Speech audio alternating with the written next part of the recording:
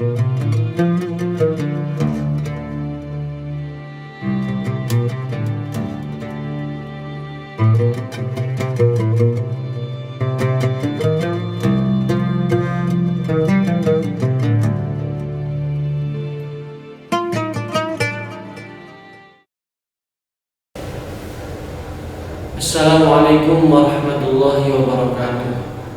Bismillahirrahmanirrahim. Alhamdulillahi wa kafa. Wassalatu wassalamu ala nabiyyi mustafa wa ala alihi wa sahbihi ahlu sidqi wal wafa, amma ba'd.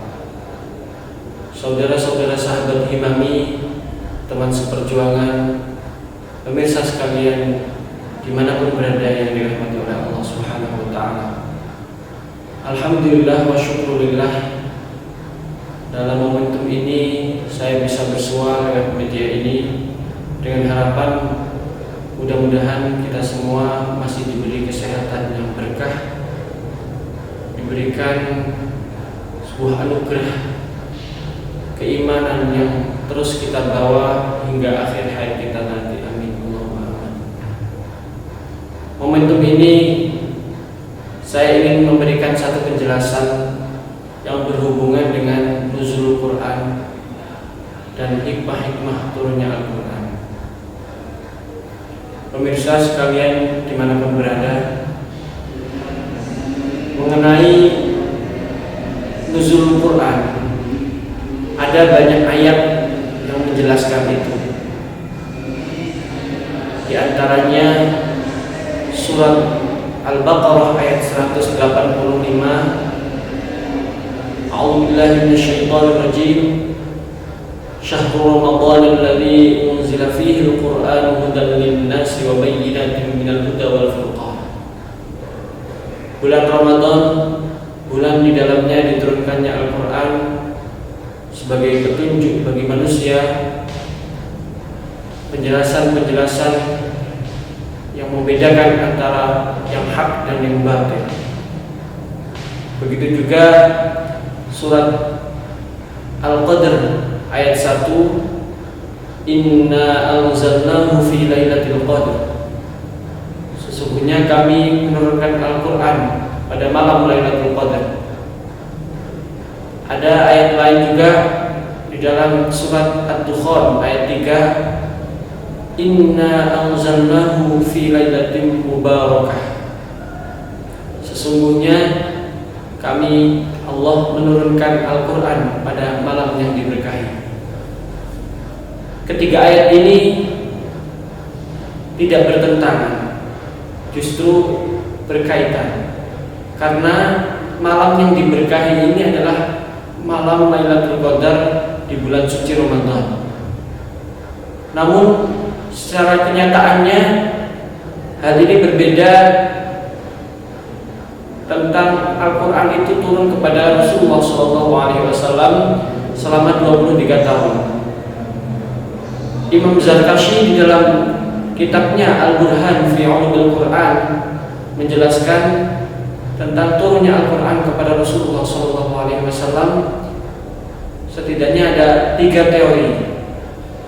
Yang pertama, pendapat Imam Ibnu Abbas radhiyallahu anhu yang menyatakan bahwa Al-Quran diturunkan sekaligus ke Baitul Izzah di langit dunia untuk dihormati oleh para malaikat, kemudian diturunkan secara berangsur-angsur kepada Rasulullah SAW selama 23 tahun sejak diutusnya Rasul hingga akhir hayatnya. Pendapat yang kedua yang diriwayatkan oleh Al-Imam Sya'bi yang menyatakan bahwa permulaan turunnya Al-Quran itu pada malam Lailatul Qadar yang merupakan malam yang diberkahi. Kemudian selanjutnya diturunkan kepada Rasulullah selama 23 tahun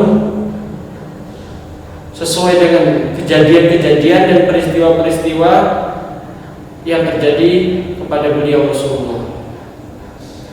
Pendapat yang ketiga oleh para mufassir bahwa turunnya Al-Quran ini selama 23 malam Lailatul Qadar, di mana setiap malam Lailatul Qadar itu ada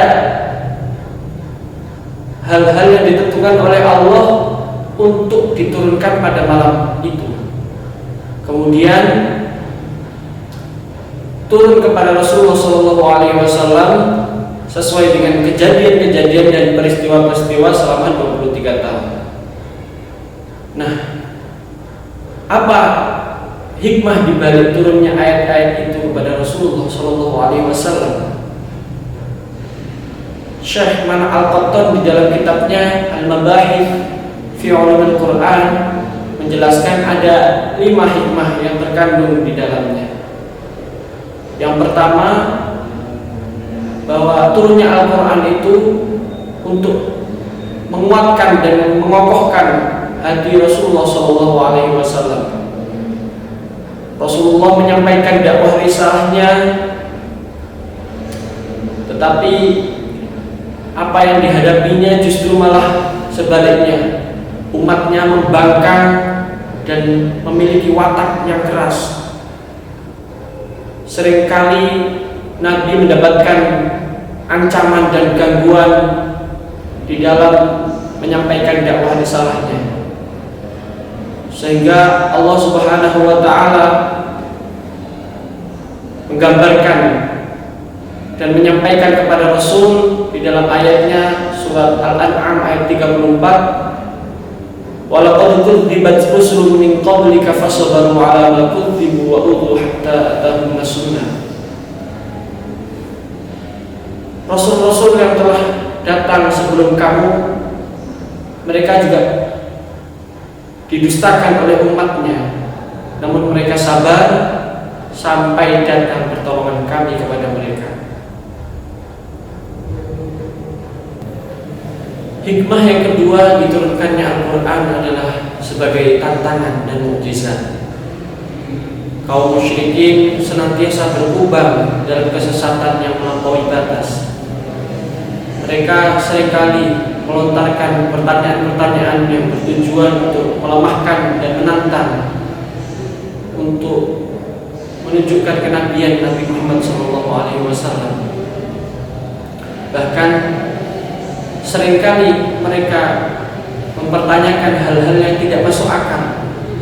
Namun Al-Quran menjawab tantangan itu semua dengan firman-Nya dalam surat Al-Furqan ayat 33, wala ya'tunaka bimathalin illa ji'naka bil haqqi wa ahsana tafsira. Mereka datang kepadamu dengan berbagai hal, namun kami mendatangkan kamu dengan suatu yang benar, dengan penjelasan yang lebih indah. Hikmah yang ketiga diturunkannya Al-Quran adalah mempermudah hafalan dan pemahaman.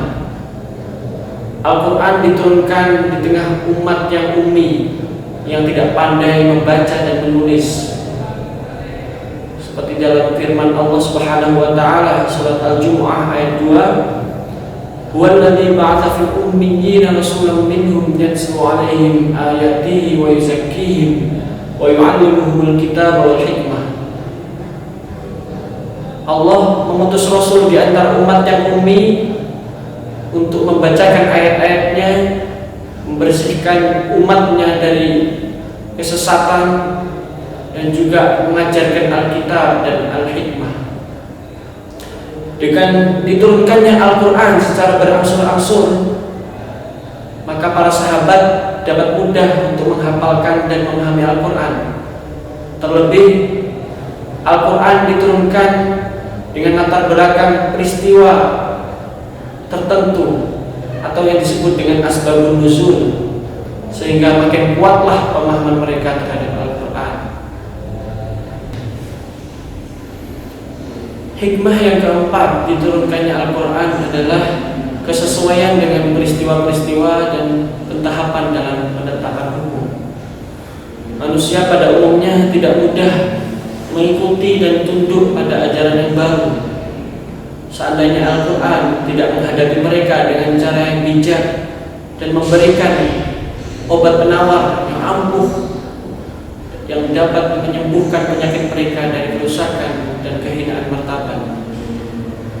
Setiap kali terjadi suatu permasalahan di antara mereka, maka turunlah hukum yang memberikan satu penjelasan tentang status dan tunjuk serta meletakkan hukum-hukum sebagai perundang-undangan bagi mereka sesuai dengan situasi dan kondisi mereka, sedikit demi sedikit. Dengan cara ini, hal itu menjadi obat bagi hati mereka. Pada permulaannya Al-Quran meletakkan dasar-dasar keimanan. Kemudian Al-Quran mengajarkan akhlak-akhlak mulia yang dapat mencegah mereka dari perbuatan keji dan hina. Kemudian Al-Quran menetapkan hukum Islam baik yang bersifat ibadah maupun muamalah.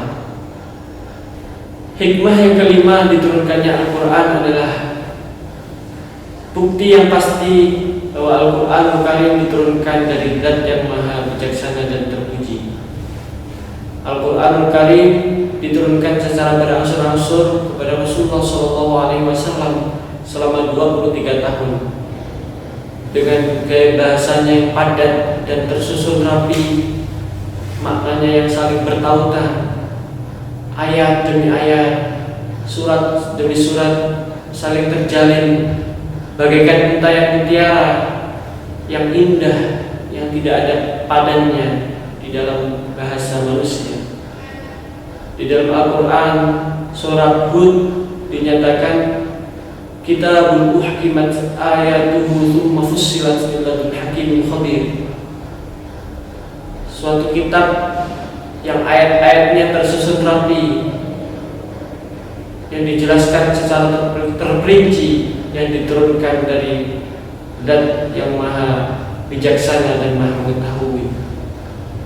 Begitu juga di ayat lain di dalam surat An-Nisa dinyatakan walau kana min indi ghairillahi lawajadu fihi ikhtilafan katsira. Dan seandainya jika Al-Quran ini diturunkan selain dari Allah Subhanahu wa Ta'ala, maka mereka akan menjumpai di dalamnya banyak sekali pertentangan. Hadirin dimanapun berada, mudah-mudahan apa yang saya sampaikan ini dapat bermanfaat dan membawa berkah bagi kita semuanya. Hadanallahu wa iyyakum ajma'in, wallahu muwaffiq ila aqwamit thariq. Wassalamualaikum warahmatullahi wabarakatuh.